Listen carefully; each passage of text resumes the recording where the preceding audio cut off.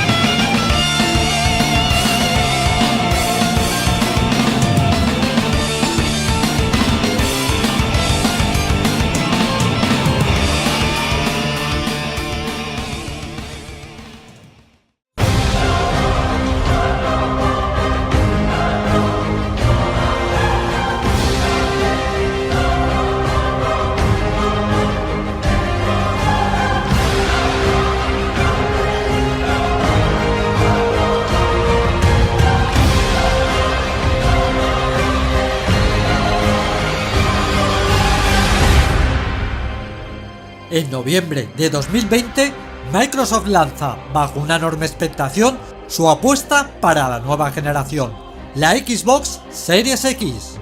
Lo primero que percibe el usuario al ver la nueva consola de Microsoft es un diseño exterior muy diferente a lo que estábamos acostumbrados, con una apariencia sencilla y elegante que convence a la mayoría de los potenciales compradores, resultando todo un acierto.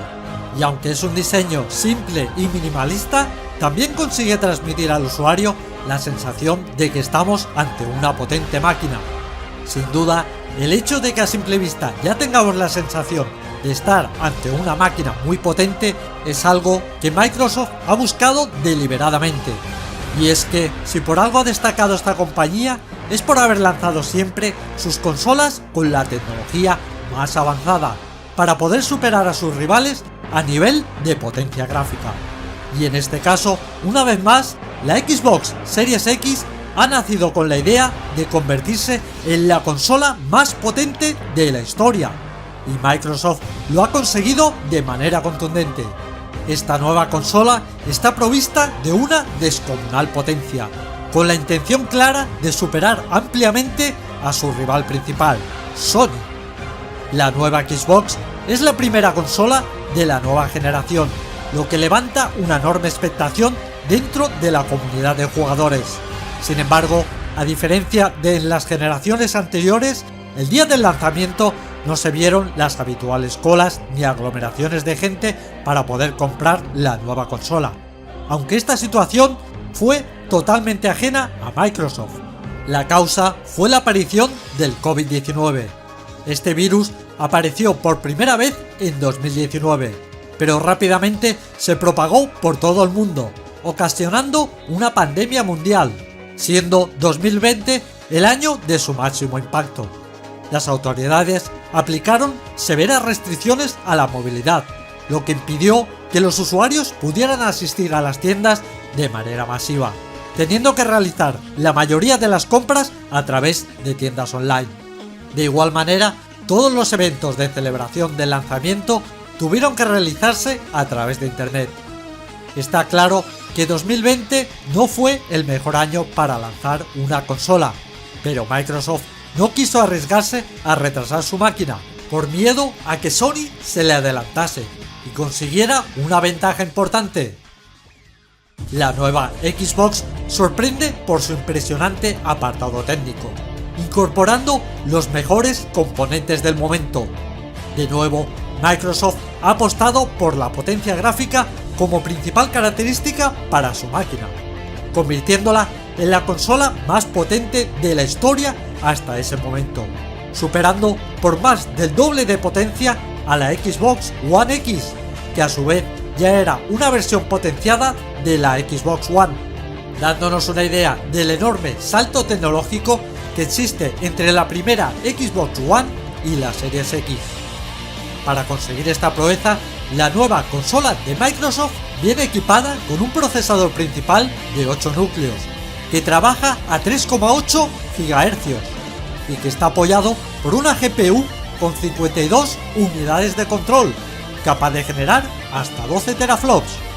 Todo esto permite desarrollar una potencia descomunal, que en la práctica se traduce en gráficos hiperrealistas, una resolución de pantalla de 4K y una suavidad absoluta, pudiendo llegar hasta los 120 fotogramas por segundo. El problema de las máquinas con estas capacidades es que suelen calentarse en exceso. Sin embargo, la Series X disipa el calor de manera muy eficiente, gracias a su ingenioso diseño, y además lo hace de manera muy silenciosa, todo un punto a favor de esta consola. A nivel interno, viene equipada con una unidad de almacenamiento SSD de 1 TB de capacidad. Sin duda, este es uno de los mayores avances respecto a la generación anterior, ya que las unidades SSD tienen una velocidad de acceso a los datos mucho más rápido que los anteriores discos duros, consiguiendo que los tiempos de carga lleguen a ser prácticamente inexistentes. Este fue uno de los mayores problemas de la generación anterior. Los juegos cada vez ocupaban más memoria, lo que repercutía en unos tiempos de carga cada vez más largos e insoportables. Pero ahora, gracias a la memoria SSD, este problema queda solucionado de manera definitiva. La nueva Series X sigue apostando por los juegos en formato físico, incorporando como soporte óptico el siempre efectivo sistema Blu-ray, al mismo tiempo que permite la descarga de juegos a través de internet, dando la opción a los usuarios de elegir el formato que más les guste.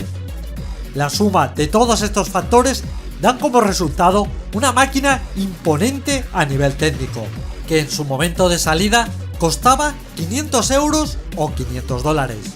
Un precio aparentemente alto, pero teniendo en cuenta la calidad de sus componentes y sus altas prestaciones, resultaba imposible encontrar en el mercado en ese momento un ordenador o consola capaz de generar tanta potencia por un precio tan ajustado.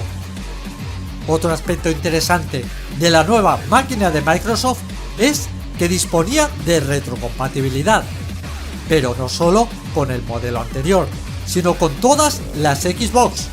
Con esto, la Series X ya de entrada disponía de un gigantesco catálogo, que además, gracias a su potencia, conseguía que los juegos antiguos mejorasen a nivel gráfico de manera considerable, al mismo tiempo que prácticamente eliminaba todos los tiempos de carga, consiguiendo una experiencia de juego muy superior para los títulos clásicos. Por este motivo, para los usuarios que ya disponían de una colección de juegos de anteriores Xbox, la compra de la Series X era algo prácticamente imprescindible. Otra de las grandes ventajas es su servicio de suscripción online Game Pass. Este servicio dispone de una enorme cantidad de juegos de gran calidad, que se van renovando constantemente y de los cuales los usuarios pueden jugar sin tener que comprarlos, simplemente pagando una suscripción mensual, pudiendo disponer de todos los juegos que quieran sin ninguna limitación, algo similar a la fórmula aplicada por las plataformas de streaming como Netflix, pero aplicado a los videojuegos. Gracias a esto, los usuarios pueden disponer de una gran cantidad de juegos por muy poco dinero. Queda claro que Microsoft se ha volcado por completo con su nueva máquina y viene dispuesta a ponérselo muy difícil a Sony, su eterno rival. Además, Microsoft todavía tenía una sorpresa preparada que había mantenido en secreto hasta el último momento.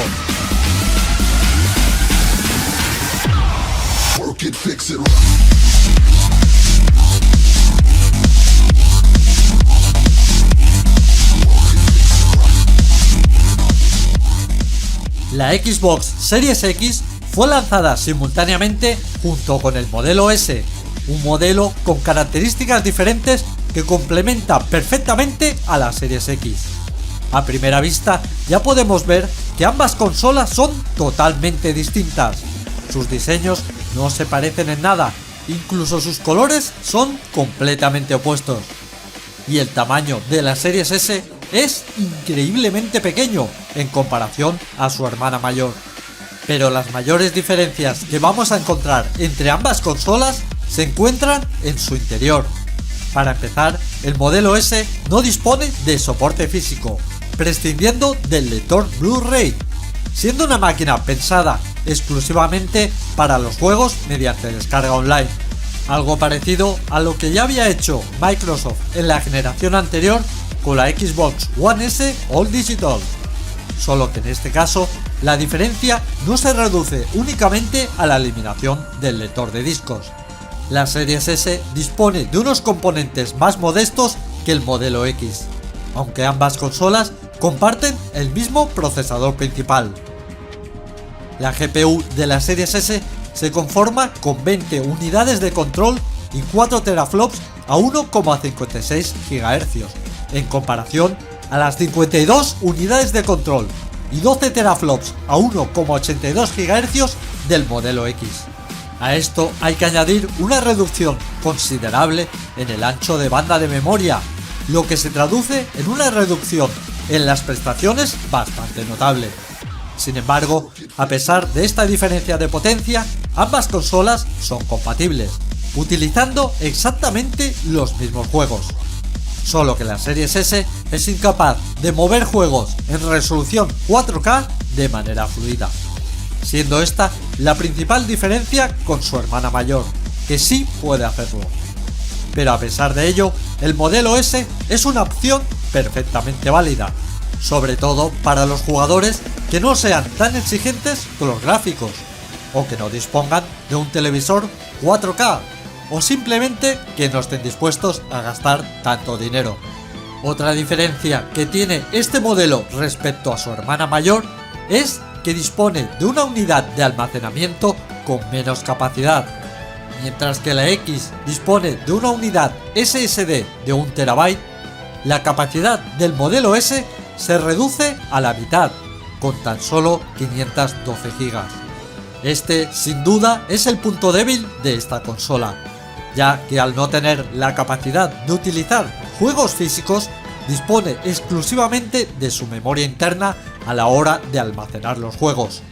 Y si tenemos en cuenta que de sus 512 GB apenas le quedan 360 libres para los juegos. Esta es una cifra ciertamente insuficiente, sobre todo para los juegos más punteros, pudiendo llegar a superar las 100 GB un único juego. Afortunadamente, la Series S permite ampliar su memoria, aunque el sobrecoste que supone una ampliación de memoria de tipo SSD acabaría equiparando su precio con la Series X. Pero aunque el modelo S está claramente por debajo de la X en prestaciones y componentes, la S es superior en un aspecto muy importante: el precio. Mientras que el coste de la X se eleva hasta los $500 o 500 euros, el modelo S está disponible desde los 300.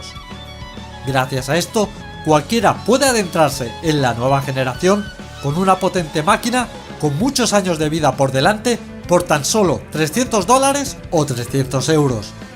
De esta manera, Microsoft pone al alcance de los usuarios dos versiones muy diferentes de una misma consola. Una versión premium para los jugadores más exigentes, la X, y otra para los jugadores más casuales o que no quieran gastar tanto dinero, la S, consiguiendo de esta manera ampliar de manera considerable el rango de posibles compradores. Sin duda, una jugada maestra para intentar abarcar el mayor número de usuarios, y que Microsoft ocultó hasta el último momento para evitar que Sony lo pudiera copiar. Con los modelos X y S, Microsoft ya tiene toda su defensa desplegada, y ya solo queda ver cuál será el contraataque de su eterno rival.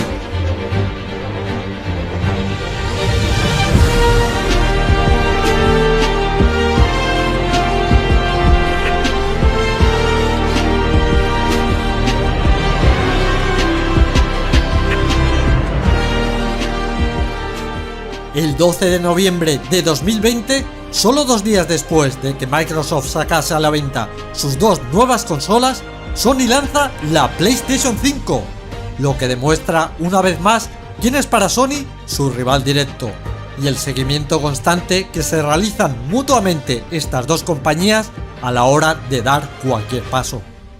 El día de su presentación, Sony sorprendió a todo el mundo con un atrevido diseño futurista para su nueva máquina. Sony siempre había sido muy conservadora en este aspecto, y todos los modelos anteriores se caracterizaban por sus diseños con líneas simples y efectivas, que hacían que sus consolas fueran discretas a la par que elegantes, resultando del agrado de la mayoría de los usuarios. Sin embargo, en esta ocasión, Sony ha arriesgado mucho más, con un diseño poco convencional en el que predominan las superficies curvas y las aristas, lo que le da a PlayStation 5 la apariencia de un aparato electrónico genérico, lo cual provocó una oleada de memes en las redes sociales, en los que se comparaba a la consola de Sony con otros aparatos y objetos. Este diseño no convenció a todo el mundo, y además era extremadamente grande, pero eso no impidió que los seguidores de Sony se lanzasen en masa a comprar la consola, ya que lo verdaderamente importante era lo que tenía en su interior, y en este sentido PlayStation 5 cumplía con creces. Al igual que sucedió con el lanzamiento de las Xbox Series, la consola de Sony tampoco se vendió en las tiendas al público de manera masiva, por culpa de la pandemia y sus limitaciones a la movilidad de los posibles compradores, teniendo que realizar la mayoría el pedido a través de tiendas online. De igual manera, el evento de celebración del lanzamiento de PlayStation 5 tuvo que realizarse a través de internet, resultando mucho menos espectacular que en generaciones anteriores. En cuanto a las innovaciones que trae la consola, Sony no se ha limitado simplemente a hacer una máquina más potente, sino que ha querido aportar nuevas experiencias a la hora de jugar, para que los usuarios realmente tengan la sensación de que ha habido un salto generacional y que con PlayStation 5 se pueden vivir experiencias imposibles de conseguir con consolas anteriores. Y esto lo han logrado con la incorporación del nuevo y revolucionario mando DualSense. Este mando incorpora por primera vez gatillos adaptativos. Estos tienen la particularidad de que los juegos pueden modificar en tiempo real la resistencia ofrecida por los gatillos, su recorrido o incluso revertir el movimiento al pulsarlos. Y todo esto acorde y en función de lo que está sucediendo en pantalla, lo que le da un plus de realismo a la hora de jugar. Otro avance de este mando es su vibración áptica, que es una enorme evolución respecto a la vibración de mandos anteriores. Ahora es mucho más precisa, pudiendo variar su intensidad o incluso su localización. Estas innovaciones hacen que jugar con el DualSense sea mucho más inmersivo y resulte una experiencia de juego nueva. Sin embargo, en el DualSense no todo es perfecto. Con el paso del tiempo se ha podido ver que su durabilidad y fiabilidad es menor de lo que cabría esperar de un mando de ese precio. En cuanto a la consola en sí, en Sony han vuelto a apostar por la potencia, sin escatimar en medios ni en componentes, siempre de la máxima calidad, consiguiendo una consola capaz de generar los mejores gráficos del momento. El problema es que la máquina con la que todo el mundo va a comparar PlayStation 5 es la Xbox Series X, y esta ha dejado el listón demasiado alto. A Sony le va a resultar casi imposible igualar o ni tan siquiera acercarse a las descomunales prestaciones de la máquina de Microsoft. Para ello, la nueva PlayStation viene equipada con un procesador principal de 8 núcleos a 3,5 GHz, similar al de Xbox, también con 8 núcleos a 3,8 GHz. Pero la mayor diferencia radica en la GPU. La de Sony dispone de 36 unidades de control a 10,28 teraflops, mientras que la de su rival tiene 52 unidades de control a 12,16 teraflops, siendo esta última claramente superior. En cuanto a la memoria de almacenamiento interno, PlayStation 5 dispone de 825 GB, algo inferior a la de la Series X, que llega hasta 1 TB. La memoria interna de la consola de Sony es de tipo SSD, al igual que la de Microsoft, por lo que ambas máquinas consiguen unos tiempos de carga ultra rápidos, mejorando la experiencia de juego. En términos generales, la Xbox Series X supera claramente a PlayStation 5 en la mayoría de los aspectos, pero existe un punto en el que PlayStation 5 logra defenderse de Xbox Series X. Como ya hemos visto, la GPU de Microsoft es claramente superior a la de Sony y trabaja a una velocidad de 1,82 GHz. Sin embargo, la de Sony está optimizada hasta tal punto que, aun siendo inferior, alcanza una velocidad de 2,23 GHz. El hecho de tener una GPU más simple pero al mismo tiempo más rápida hace que la programación en PlayStation 5 resulte más sencilla, lo que en la práctica se traduce con unos gráficos de similar calidad a los de la Series X, pero utilizando menos recursos. En Sony también han trabajado duro para que su nueva consola no sufra de sobrecalentamiento, y gracias a su enorme tamaño, su forma y la disposición de los ventiladores, consigue disipar el calor de manera muy eficiente, evitando de esta manera los temidos aumentos de temperatura. También es retrocompatible con la mayoría de los juegos del modelo anterior, consiguiendo mejoras en los gráficos y en los tiempos de carga para algunos de estos. Y todo esto por un precio en su momento de salida de $500 o 500 euros. Exactamente lo mismo que cuesta la Xbox Series X, poniéndoselo muy difícil a los usuarios a la hora de elegir entre una u otra máquina, ya que además de tener el mismo precio, ambas pertenecen al mismo segmento, el de las consolas de altas prestaciones. Y aunque a priori la Xbox Series X debería ser más potente, en la práctica ambas máquinas ofrecen un resultado muy similar. Sony, al igual que Microsoft, tampoco se ha conformado con sacar un único modelo de su consola y lanza simultáneamente la PlayStation 5 edición digital. En este modelo se ha suprimido el lector óptico Blu-ray y está pensada para funcionar exclusivamente con juegos digitales. Pero a diferencia de la Xbox Series S, la consola de Sony tiene exactamente las mismas características y capacidades que el modelo Premium, exceptuando la carencia del lector óptico. Esto tiene una cosa buena y una mala. Del lado bueno, tenemos que los dos modelos de Sony tienen exactamente las mismas características y prestaciones, pudiendo generar ambas los mismos gráficos sin ningún tipo de limitación, además de disponer de la misma memoria interna para almacenar juegos. Pero en el lado malo tenemos que el precio de PlayStation 5 edición digital es de $400 o 400 euros, 100 más que la Series S, por lo que Microsoft dispone de una mayor variedad en sus modelos, tanto por precio como por características, adaptándose mejor a un mayor número de posibles compradores. Hay que señalar que los modelos solo digital, tanto de Sony como de Microsoft, tienen un precio realmente ajustado, hasta el punto de que las dos compañías tienen un margen de beneficio mucho menor que con los modelos Premium. Y a pesar de ello, a las empresas les interesa sacar esta modalidad de consolas, aunque el precio de venta sea inferior al coste de fabricación y pierdan dinero con la venta de las máquinas, ya que los juegos en formato digital tienen un margen de beneficio mucho mayor, por lo que a la larga acabarán ganando mucho más que con la venta de las consolas.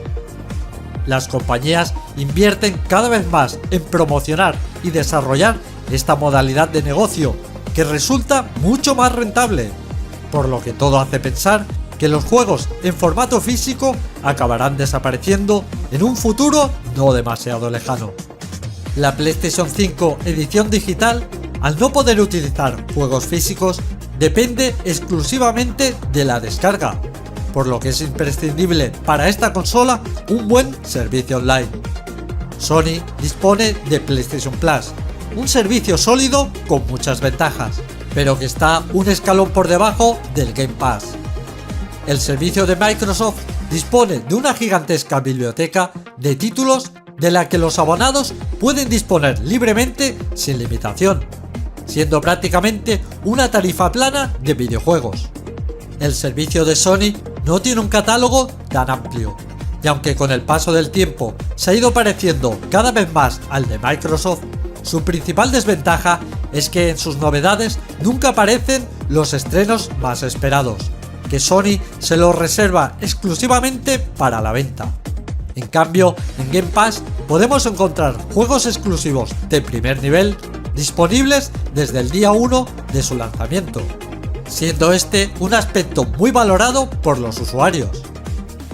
Teniendo en cuenta todos estos aspectos y haciendo una comparación, podemos concluir que en el apartado de relación calidad-precio de los modelos premium, aunque las consolas de ambas compañías cuestan lo mismo, la supuesta mayor potencia de la Series X y la mejor calidad de sus componentes le darían la victoria en este apartado.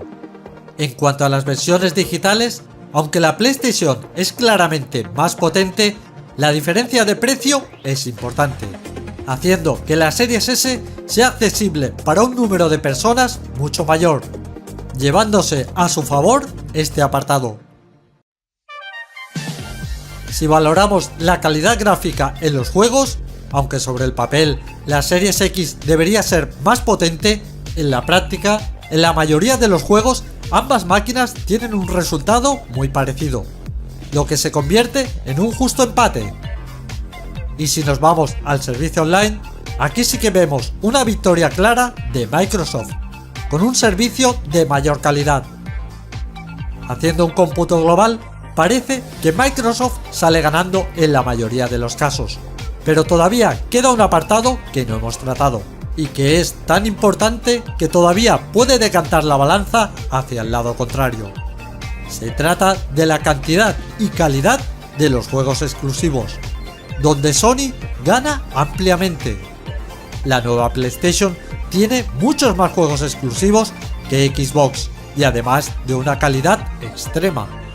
Este es un apartado en el que Sony siempre ha invertido muchísimo dinero para asegurarse juegos de primer nivel para su máquina.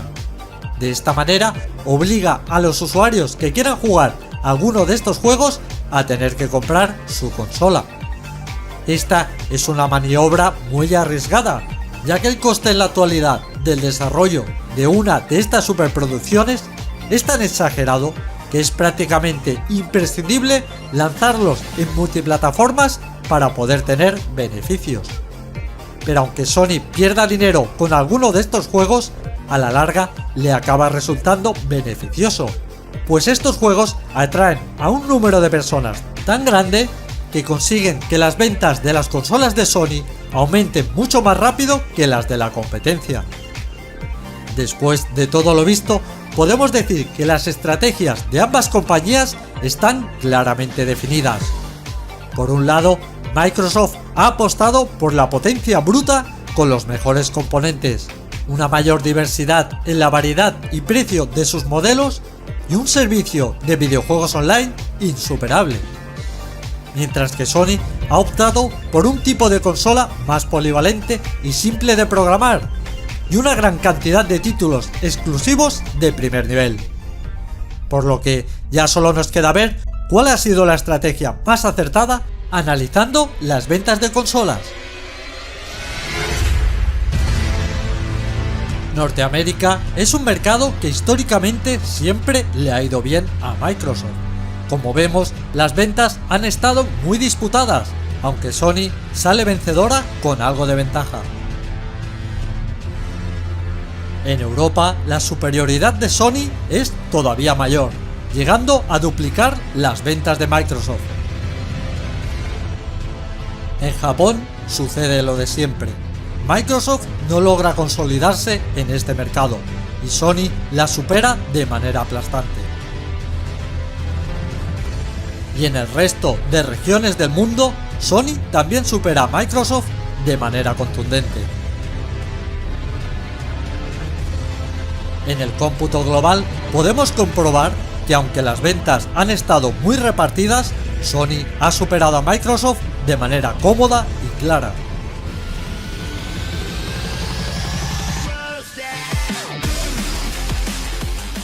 Parece que la estrategia de Sony ha tenido más éxito, pero hay que tener en cuenta que estas cifras de ventas no reflejan del todo la realidad. La pandemia lo ha alterado todo. Los problemas en las cadenas de distribución, junto con la escasez en la fabricación de chips, han dado como resultado que tanto Microsoft como Sony no han podido fabricar ni vender tantas consolas como hubieran querido, siendo esta una generación totalmente inusual, que no se puede comparar con ninguna otra, llegando a producirse situaciones completamente anómalas, como el hecho de que con el paso de los años no solo no han bajado de precio las consolas, sino que incluso en algunos casos han llegado a subir, algo que no había sucedido nunca antes en toda la historia de las consolas. En cualquier caso, estas máquinas apenas tienen 3 años de antigüedad, teniendo todavía muchos años de vida por delante, y la tendencia en las cifras aún puede variar considerablemente antes de que termine esta generación. Una vez más, Microsoft y Sony se han visto implicadas en una feroz batalla por ver quién tiene la máquina más potente. A nivel técnico, tanto PlayStation 5 como Xbox Series X juegan en una liga completamente diferente a la de cualquier otra máquina. No existe ninguna otra consola capaz de acercarse a las prestaciones de estas dos bestias. Pero aún así, Microsoft y Sony no deberían confiarse, porque hay ocasiones en las que el pez pequeño se acaba comiendo al grande.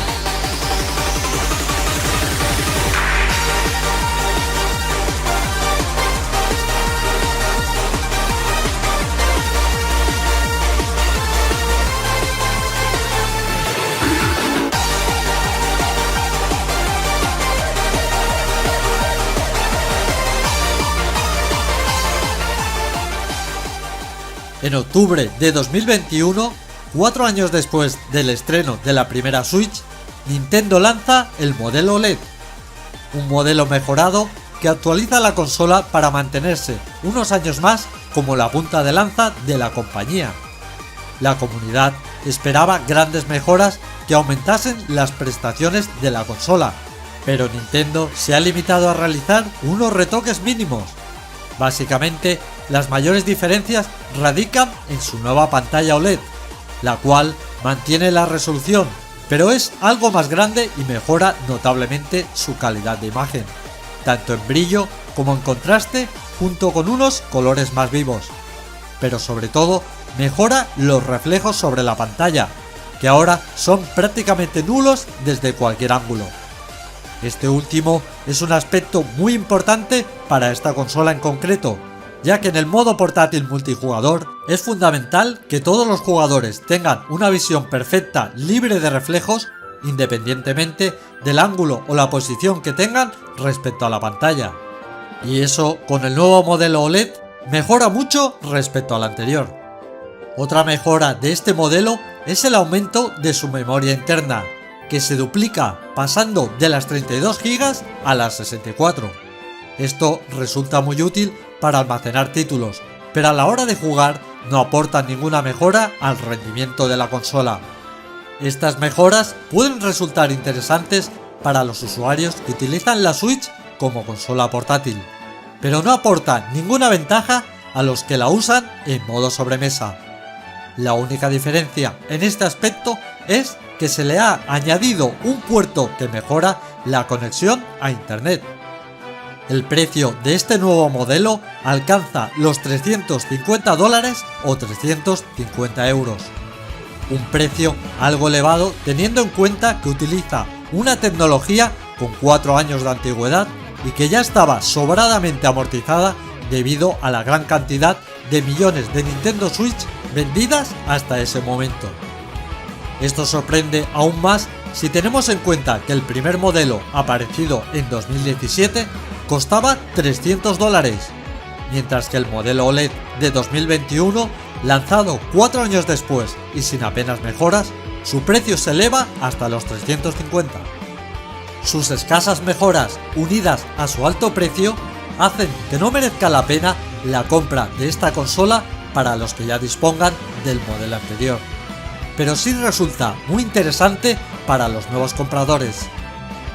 Muchos son los que han criticado y atacado este nuevo modelo, alegando que su tecnología está obsoleta y es incapaz de rivalizar con la competencia. Pero el problema no está en la Nintendo Switch, sino en la gente que no ha entendido el concepto de esta consola. Si eres un jugador experimentado que busca la última tecnología y los gráficos más punteros, esta consola no es para ti, pero sí lo es para muchas otras personas que valoran más otros aspectos. Hay que tener en cuenta que el perfil de los usuarios de Nintendo no se parece en nada al de otras compañías. Mientras que el perfil medio de Microsoft y Sony suelen ser jugadores experimentados en edad adulta, los usuarios de Nintendo pueden ir desde los niños más pequeños de 3 o 4 años hasta las familias completas, incluidos los abuelos, pasando por los jugadores casuales que buscan una portátil práctica y sencilla de utilizar, e incluso personas que no utilizan la consola para jugar, sino como un aparato deportivo. A todos estos perfiles no les preocupa la potencia gráfica y les interesa mucho más esos aspectos tan únicos que solo tiene esta consola tan particular. Esta diferencia de perfil de usuario quedó patente en generaciones anteriores. En la época de la Wii, Nintendo tenía muchísimo éxito con los juegos familiares, y Microsoft y Sony intentaron copiarlos con el sistema Kinect para la Xbox 360 y el PlayStation Move para la PlayStation 3, pero fueron un completo fracaso. A los usuarios de estas consolas no les gustaban nada este tipo de juegos, mientras que para los usuarios de Nintendo eran sus preferidos y vendían juegos a millones. Y es por esa razón que Nintendo da prioridad a otros aspectos antes que a la potencia de la consola. Nintendo Switch salió a finales de la generación anterior, y ya en su momento había un abismo entre su potencia y la de sus rivales, la Xbox One y la PlayStation 4, y eso no supuso ningún problema para la Switch, que tuvo unas ventas espectaculares. Ahora, la diferencia de potencia con las consolas actuales, Xbox Series X y PlayStation 5, resulta todavía más absurda. Y a pesar de ello, las ventas de Switch siguen totalmente disparadas. Para los que piensan que la estrategia que está siguiendo Nintendo es errónea, solo tienen que analizar sus ventas para darse cuenta de que no es así. Si hacemos una comparativa parcial desde noviembre de 2020, que es el momento en el que aparecieron Xbox Series y PlayStation 5, hasta marzo de 2023, durante este periodo de tiempo en el que convivieron estas tres consolas, Nintendo superó en ventas a sus rivales cómodamente a pesar de su exagerada inferioridad técnica. Pero es que si miramos el total de sus ventas desde su lanzamiento, la suma total a mediados de 2023 supera los 120 millones de unidades vendidas en todo el mundo, llegando a posicionarse como la tercera consola más vendida de la historia, por detrás de PlayStation 2 y Nintendo DS, con la diferencia de que la Switch todavía no ha finalizado su ciclo de vida, y de continuar sus ventas a este ritmo podría llegar a convertirse en la consola más vendida de la historia.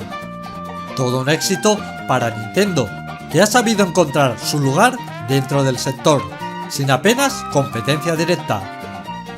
Desde la llegada de las primeras Game & Watch en el año 1980 hasta ahora, durante más de 40 años, Nintendo apenas ha tenido competencia en el campo de las portátiles. Solo Sony fue capaz de plantar cara con la PSP de 2004.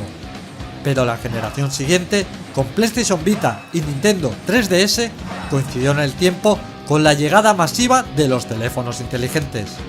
Estos hicieron muchísimo daño a Sony, pues todo el mundo disponía de un smartphone donde descargar juegos. y las ventas de PlayStation Vita cayeron en picado.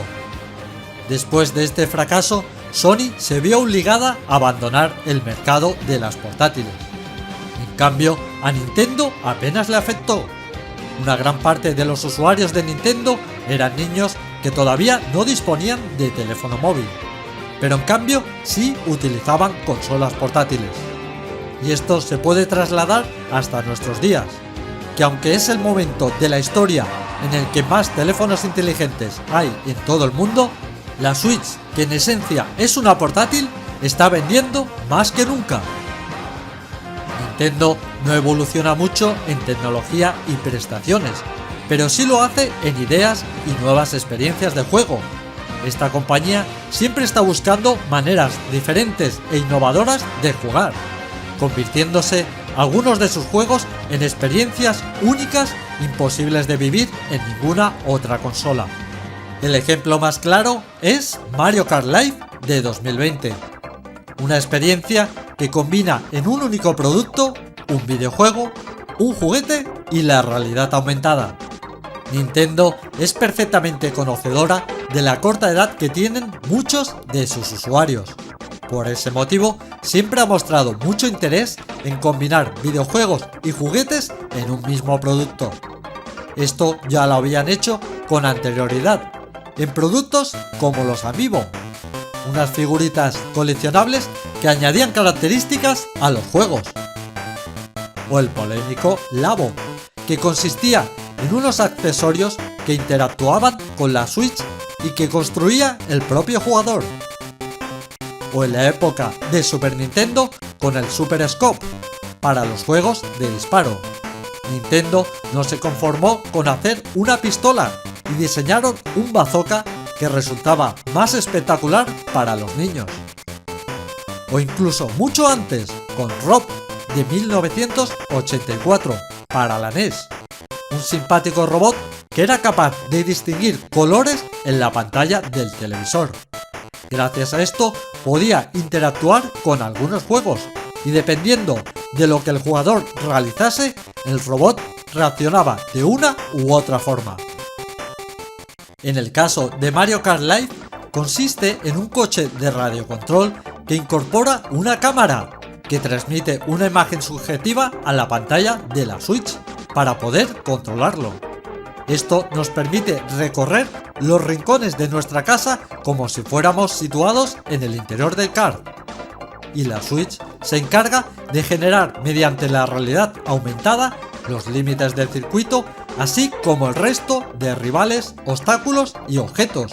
Incluso si podemos reunir varios sets, podemos realizar carreras con hasta 4 jugadores, recreando las típicas carreras de Mario Kart, pero en la vida real.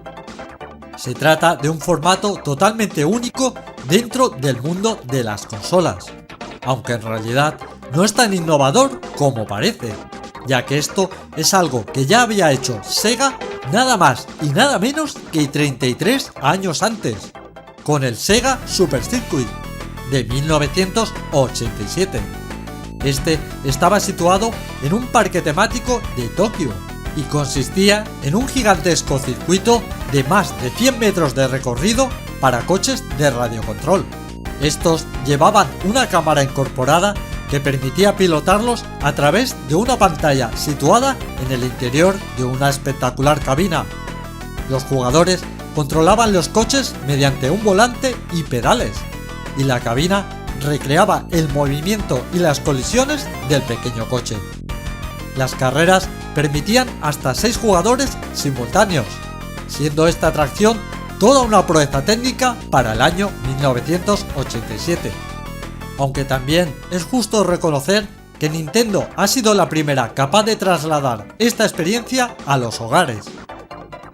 El éxito de Nintendo Switch ha sido tan grande que se han vuelto a poner de moda las portátiles, algo que parecía imposible desde la llegada de los teléfonos inteligentes. Y la prueba más evidente es la aparición de una cantidad enorme de nuevas consolas portátiles de manos de muchas compañías, todas ellas intentando seguir la estela de Nintendo y este nuevo resurgir de las portátiles.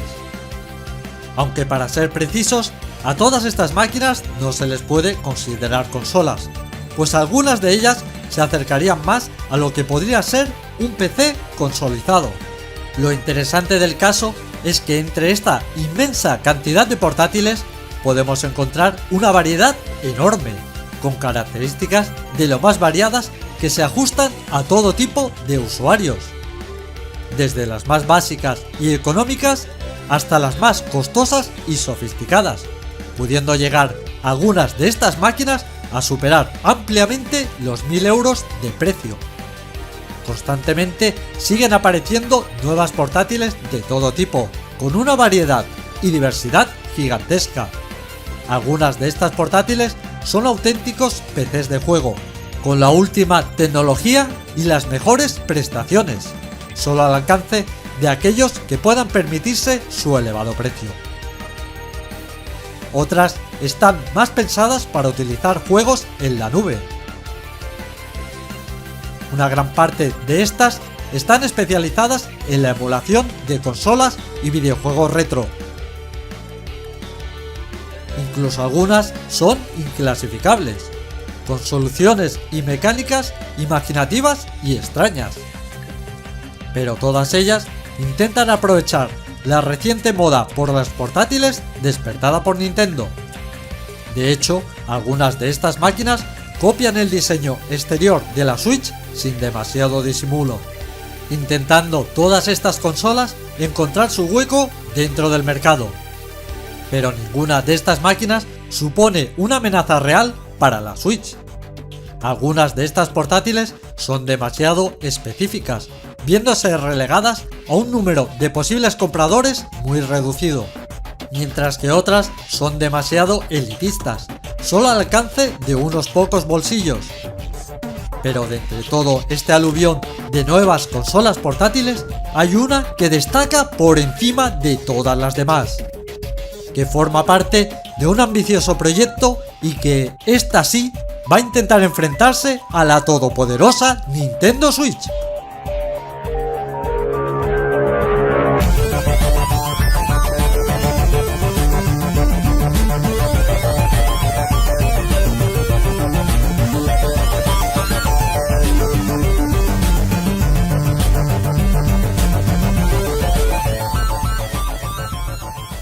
A principios de 2022 aparece la Steam Deck, lanzada por la compañía Valve, conocida por ser la propietaria de Steam, la plataforma de distribución de videojuegos digitales para PC más grande del mundo, con una gigantesca comunidad de más de 100 millones de usuarios. En Valve tenían la intención de desarrollar una máquina capaz de soportar los juegos de su plataforma.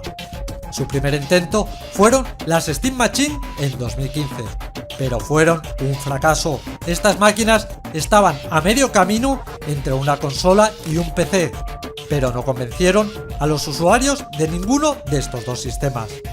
Eran unas máquinas demasiado caras para los usuarios de consola, y a los usuarios de PC no les gustaba que fuese un sistema sin apenas posibilidades de ampliar y mejorar, y mucho más limitado que los polivalentes ordenadores. Pero en Valve han aprendido de sus errores, y esta vez han apostado por una fórmula totalmente diferente.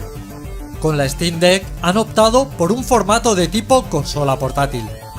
Ya solo con esto han conseguido que resulte mucho más atractiva para los usuarios de consola, que ven en ella una máquina mucho más similar a las consolas tradicionales. Y a los usuarios de PC también les atrae, ya que les permite utilizar sus juegos de manera portátil, resultando mucho más económica y práctica que los carísimos PC gamers portátiles, siendo esta la principal ventaja de esta máquina, la de poder utilizar juegos de PC simplemente teniendo una cuenta de Steam. Esto es muy útil para los usuarios que ya tienen en su cuenta una colección de juegos, pudiendo cargarlos sin problemas en la Steam Deck. Y es que sorprende la facilidad con la que una máquina portátil es capaz de reproducir juegos de primer nivel, para los que sería imprescindible un PC gamer de gama media alta. Y la gran mayoría de los juegos disponibles en la plataforma Steam, esta máquina los puede ejecutar sin problemas. A nivel de arquitectura interna, dispone de una CPU de 4 núcleos con hasta 3,5 GHz y una GPU con 8 unidades de cálculo con hasta 1,6 teraflops.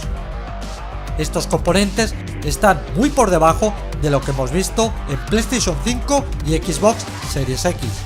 Pero teniendo en cuenta que para jugar en la pantalla de una portátil no se necesitan resoluciones tan altas, la sensación que tenemos al visionar un juego en la Steam Deck es que no se aleja demasiado de lo visto en las máquinas de Microsoft y Sony, lo que resulta sorprendente tratándose de una portátil.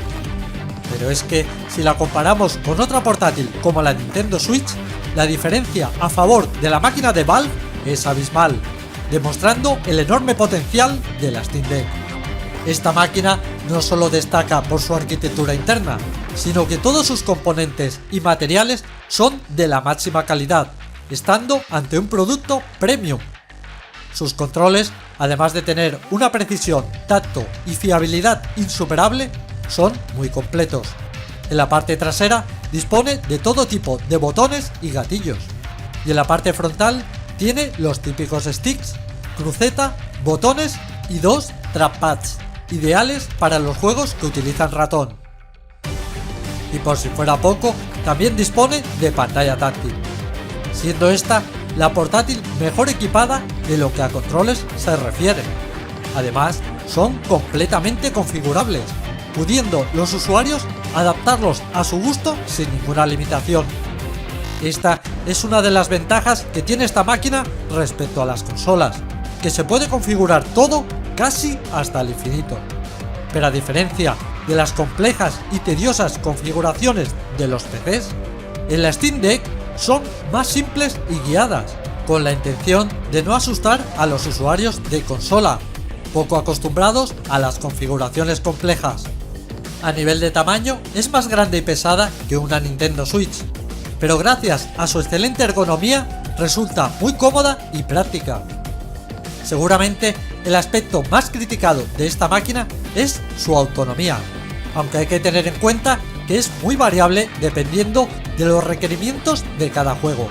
Aunque si bien es cierto que con los juegos más exigentes, con todos los requerimientos gráficos configurados al máximo, le cuesta llegar a las 2 horas de duración, el usuario siempre tiene la opción de bajar estos parámetros aumentando notablemente la duración de la batería. Y con los juegos que consumen menos recursos se pueden alcanzar autonomías de entre 6 a 8 horas. También hay que tener en cuenta que la función principal de la Steam Deck no es la de ser utilizada como una consola de bolsillo. Su enorme tamaño la hacen poco práctica para jugar con ella en el autobús o en el tren, pero es perfecta para utilizarla en cualquier rincón de la casa o para llevarla de viaje y luego usarla en su lugar de destino. Y para estas situaciones no se necesita tanta autonomía. Esta máquina es muy práctica a la hora de emular consolas y videojuegos retro, llegando a poder emular sistemas tan potentes como la PlayStation 3. En la Steam Deck todos sus componentes son de la máxima calidad y aún así tiene un precio muy ajustado. El modelo básico está disponible desde los 420 euros. El modelo medio cuesta 550 y el modelo superior 680. Las diferencias básicamente se encuentran en su memoria interna. Mientras que el modelo básico cuenta con una memoria convencional de 64 GB, los modelos medio y superior disponen de 256 y 512 GB, pero de tipo SSD, que mejora notablemente los tiempos de carga. También hay ligeras diferencias en las pantallas, mejorando los reflejos en los modelos superiores. Pero a nivel de arquitectura interna, son los tres exactamente iguales y con las mismas capacidades, por lo que cualquiera puede disponer de esta máquina desde 420 euros, un precio que no se aleja demasiado del que hemos visto en la Nintendo Switch OLED, una máquina mucho más modesta, y si la comparamos con otras portátiles de alta gama, vemos que sus precios pueden duplicar al de la Steam Deck, a pesar de tener unas capacidades similares o incluso inferiores.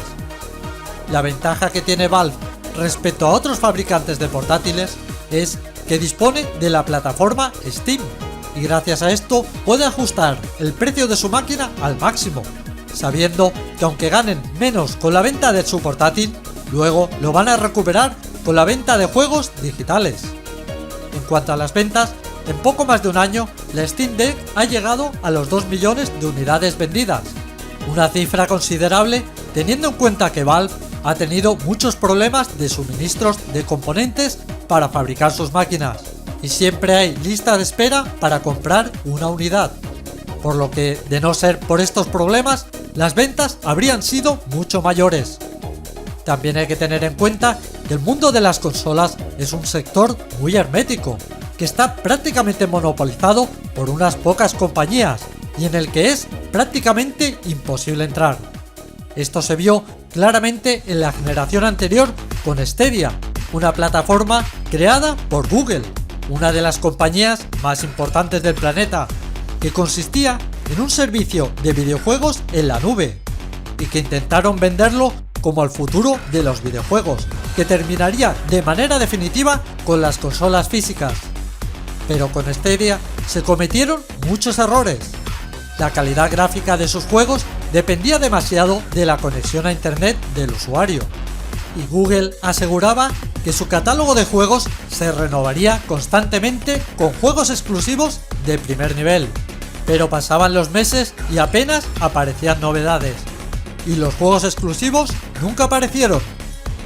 En Stadia todo fueron promesas incumplidas, pero el mayor error de Google fue el de infravalorar las consolas tradicionales, pensando que podrían acabar fácilmente con unas máquinas que habían dominado el sector de los videojuegos durante 50 años, para luego toparse con la dura realidad y tener que cerrar Stadia de manera definitiva a principios de 2023, después de tan solo 3 años de servicio, convirtiéndose en uno de los mayores fracasos de la historia de los videojuegos. Pero en Valve no han cometido ese error. La Steam Deck no pretende sustituir a las consolas tradicionales. En todo caso, las complementa con un formato diferente con el que han logrado hacerse un hueco en el sector. La potencia y la tecnología de los sistemas actuales está llegando a unos niveles que están consiguiendo que los gráficos de los juegos se acerquen cada vez más a la realidad. Y aunque parezca que se está llegando a un límite de realismo del que no se va a poder pasar, todavía hay compañías que logran sorprendernos con sistemas que consiguen ir un paso más allá.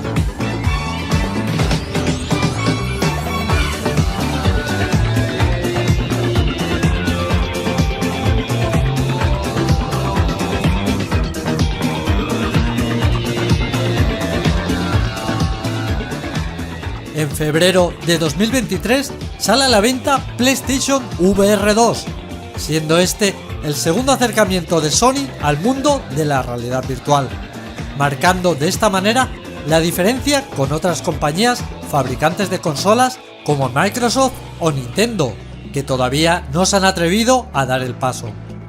El VR 2 supone una evolución gigantesca respecto al modelo anterior, el VR 1.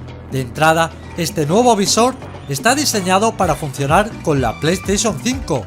Ya solo con esto, la calidad gráfica de los juegos da un salto cualitativo. Pero es que además, el propio visor en sí evoluciona muchísimo respecto al anterior, además de incorporar una gran cantidad de novedades.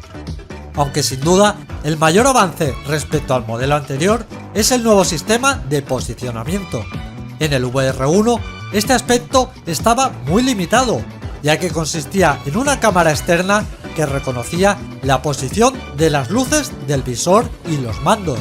Pero en el momento en que el jugador daba un giro de 180 grados, tapando las luces con su cuerpo o apartándose del campo de visión de la cámara, el sistema dejaba de reconocer la posición del jugador, provocando desajustes dentro del juego. Sin embargo, el VR2 utiliza un sistema diferente. Se trata de una serie de cámaras integradas en el propio visor, que escanean y reconocen el entorno del jugador, consiguiendo un posicionamiento perfecto independientemente de la posición del usuario o de los movimientos que éste realice. Otra ventaja es que incorpora un sistema guardián que avisa cuando el jugador se aproxima a la pared o a algún objeto, evitando posibles accidentes. Otra mejora importante del VR2 son sus mandos. Mientras que en el modelo anterior utilizaba el mando convencional de PlayStation 4 o los PlayStation Move reciclados de la generación anterior, el VR2 tiene sus propios mandos específicos para la realidad virtual.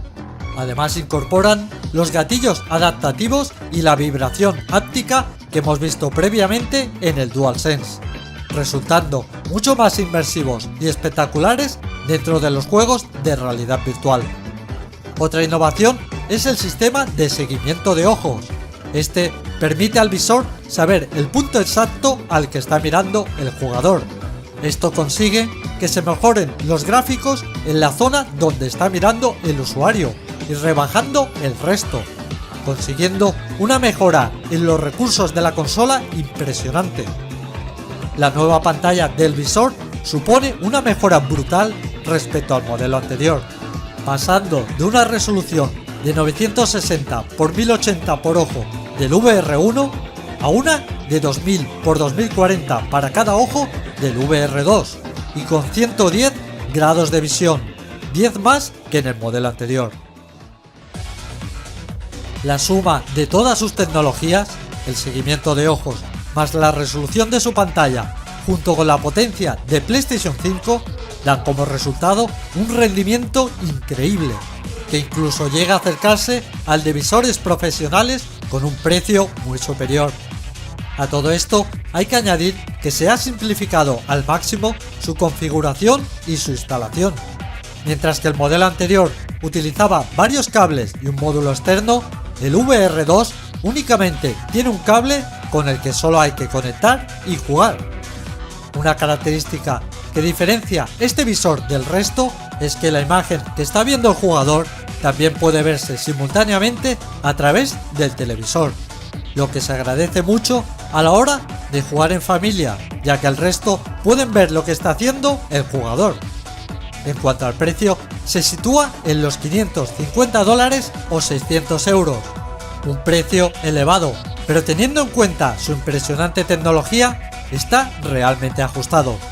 El modelo anterior costaba 400 euros en su momento de salida, pero a eso había que añadirle el coste de la cámara externa, que era imprescindible, y el de los mandos PlayStation Move, también imprescindibles para muchos juegos, sumando un coste cercano al del VR2, mientras que este último no precisa de ninguna compra extra, salvo el de la propia consola. El salto tecnológico entre el nuevo visor de Sony y su antecesor es absolutamente colosal. Parece increíble que en tan solo 7 años desde la aparición del VR1 en 2016 se haya podido avanzar tanto. Y es que durante los últimos años el sector de la realidad virtual ha evolucionado a pasos agigantados en un tiempo muy reducido, superando tecnologías año tras año, apareciendo una inmensa cantidad de visores en el mercado, cada vez mejores. Estos básicamente se dividen en dos grupos. Por un lado están los visores autónomos, que suelen tener un precio inferior al de PlayStation VR2 y además tienen la enorme ventaja de que no necesitan ser conectados a ningún PC o consola, ya que incorporan todos los componentes necesarios para funcionar en el interior del propio visor, siendo claramente la opción más económica, pero con unas capacidades muy por debajo de PlayStation VR2, por lo que no suponen ninguna amenaza para la máquina de Sony. Sus verdaderos rivales son los visores PC VR. Estos suelen tener un precio y unas características técnicas superiores al VR2. Además, se conectan a un PC, que necesariamente tiene que ser un PC de juego de gama alta. La suma de uno de estos visores más un PC de alta gama puede superar fácilmente los 3.000 euros de precio, el triple de lo que costaría la PlayStation 5 junto con el visor. Y a pesar de ello, el VR2 está tan optimizado que es capaz de igualarlos o incluso superarlos, siendo posiblemente el mejor visor en relación calidad-precio de todo el mercado.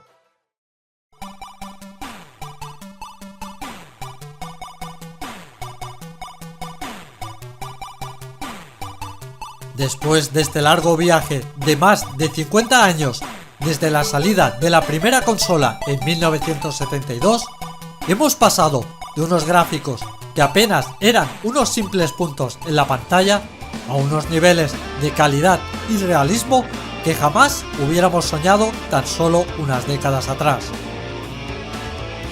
Ni siquiera las películas de ciencia ficción fueron capaces de predecir hasta dónde hemos llegado,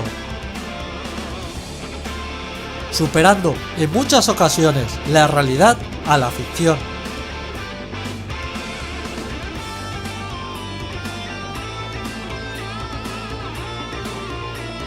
El sector de los videojuegos es uno de los que más ha crecido y en menos tiempo, pasando de ser un simple juego de niños a convertirse en todo un fenómeno cultural para todo tipo de personas, independientemente de la edad o el sexo, llegando a ser el sector del entretenimiento más grande y que más dinero mueve del mundo. Todos estos logros hay que agradecérselo a las compañías que han apostado por los videojuegos, invirtiendo y arriesgando su dinero. También a los programadores, informáticos, diseñadores, ingenieros, técnicos y a todos los trabajadores profesionales que han participado en el desarrollo de consolas o juegos. Y por supuesto, también hay que agradecérselo a todos nosotros, los jugadores que hemos apoyado y comprado juegos y consolas, y sin los que jamás hubiéramos llegado hasta este punto. Por ese motivo, deberíamos estar orgullosos de lo que hemos logrado entre todos, y tenemos la suerte de encontrarnos en el mejor momento para disfrutar de nuestro hobby. Tenemos la mayor variedad de juegos y sistemas que ha existido nunca.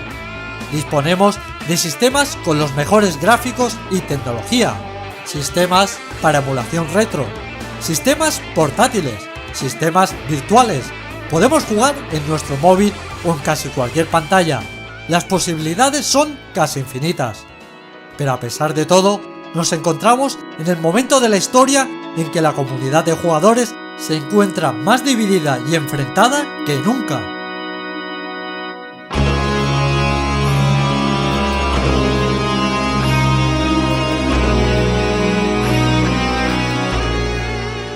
Los ataques e insultos desde las redes sociales por parte de los seguidores de una compañía hacia la competencia son continuos. Se ha llegado a un punto en el que solo se puede amar a una compañía y odiar al resto. Históricamente siempre ha existido rivalidad entre los seguidores de las distintas compañías. En la época de Super Nintendo y Mega Drive existían dos bandos, en el que cada uno defendía su consola, pero sin entrar en ataques personales y reconociendo las virtudes del rival. Ahora eso ha cambiado, y el nivel de crispación y división dentro de la comunidad es total. Esto viene provocado por varios motivos. El anonimato que proporciona Internet hace que muchos se atrevan a decir cosas que jamás dirían en persona, que a su vez se ven alentados por influencers y youtubers radicales que han hecho del odio un negocio, en el que cuanto más insulta y ataca a la competencia, más visitas y más dinero consiguen, provocando que sus seguidores difundan el mensaje de odio por todas las redes. Otro de los motivos que está polarizando cada vez más a la comunidad de jugadores es la necesidad que hay en los últimos años de introducir en todo lo que sea ocio o entretenimiento, ideología y agenda política. Las grandes plataformas de streaming lo introducen continuamente en sus contenidos y no dudan en manipular el pasado para ajustarlo a su ideología, dando mucha importancia a personajes sin ninguna relevancia, únicamente por ser afines a sus ideas, ignorando totalmente los hechos más importantes de la historia, solo porque no fueron protagonizados por ningún colectivo minoritario, dando a las nuevas generaciones una versión totalmente distorsionada de lo que realmente sucedió. Un caso extremo fue el del canal de televisión por cable de Estados Unidos G4, Este canal se abrió en el año 2002 y emitía durante las 24 horas contenido relacionado con los videojuegos, análisis, entrevistas, actualidad, novedades o incluso concursos, y tuvo bastante éxito, llegando a ser todo un referente dentro del sector. Pero a partir del año 2010, YouTube y sus canales de temáticas sobre videojuegos crecieron de manera exponencial, lo que fue restando audiencia al canal G4, hasta que tuvieron que cerrar de manera definitiva en 2014. Pero en 2021, una noticia sorprendió a todo el mundo. El canal G4 regresaba, esta vez con contenido adaptado a los nuevos tiempos. La idea sonaba bien, y había mucha expectación por ver este nuevo regreso. Pero todo empezó a ir mal cuando su presentadora, una activista radical, se negaba a seguir el guión y a analizar los juegos, porque ella consideraba que había cosas mucho más importantes de las que hablar. But I actually want to talk about something so much more important than Red Dead Online: sexism in gaming. A partir de ese momento, la audiencia de G4 cayó en picado, llegando a convertirse en el canal de televisión por cable menos visto del año, quedándose por debajo de los 1000 espectadores incluso durante las franjas de máxima audiencia, una cantidad ridícula para un canal de televisión con multitud de trabajadores y recursos, teniendo que cerrar el canal de nuevo a menos de un año desde su reapertura. If you don't like it, don't watch it. Peace. Otro caso muy polémico fue el acontecido con el juego Hogwarts Legacy de 2023, basado en el universo de Harry Potter, la popular saga de libros, y que durante los meses previos a su lanzamiento sufrió un ataque masivo desde las redes sociales por parte de activistas, intentando boicotear el juego para que nadie lo comprara, solo porque no compartían la misma ideología de género que J.K. Rowling, la autora de los libros. Un ataque totalmente injustificado, ya que la escritora no había intervenido en absolutamente nada del juego y únicamente había dado su consentimiento. Los ataques contra todos los que intervinieron en el juego fueron tan desproporcionados que algunos de los actores de doblaje tuvieron que pedir disculpas por haber participado en el juego para que dejaran de atacarlos por las redes. Pero al final, toda esta polémica tuvo el efecto contrario, dándole a este juego muchísima visibilidad, consiguiendo publicidad indirecta, convirtiéndose en un éxito rotundo y uno de los títulos más vendidos de los últimos años. Mientras tanto, la prensa especializada tampoco ayuda a poner un poco de sensatez dentro de toda esta locura, ya que en los últimos tiempos parece que les preocupa más la longitud de la falda de los personajes femeninos que la calidad de los juegos. Estoy esperando ansiosamente el remake de Resident Evil 4, de Capcom, hasta ahora muy elogiado, pero no porque esté preocupado por la mecánica de lucha, o la fidelidad gráfica, o cualquier monstruo. En realidad, he estado pensando en las faldas. Todas estas situaciones lo único que consiguen es fomentar la división y la crispación dentro de la comunidad de jugadores, y lamentablemente los videojuegos están entrando rápidamente en la cultura de la cancelación, donde todo es políticamente incorrecto, y la censura junto con la presión de algunos colectivos están empezando a limitar la creatividad de los desarrolladores. Es injusto que después de todo el tiempo y esfuerzo que nos ha costado llegar hasta aquí, se acabe destruyendo lo que hemos construido entre todos. Pero nosotros, los jugadores, los que de verdad amamos a los videojuegos, tenemos que estar por encima de todo esto. Dejar a un lado el enfrentamiento y centrarnos en lo que de verdad importa, disfrutar de nuestro querido hobby.